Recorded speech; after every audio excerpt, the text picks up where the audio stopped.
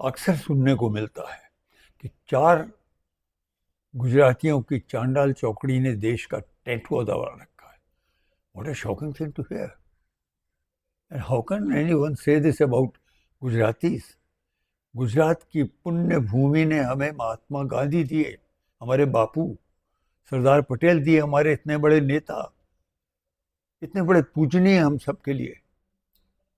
पर ये 4 कौन है?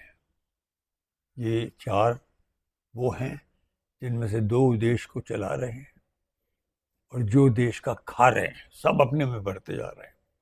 2 राजनीतिज्ञ हैं, पॉलिटिशियंस हैं, और 2 बिजनेसमैन हैं। बहुत अपार दौलत है उनके पास।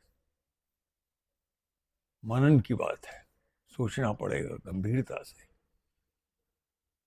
टटोलना पड़ेगा अपने हृदयों को हमें।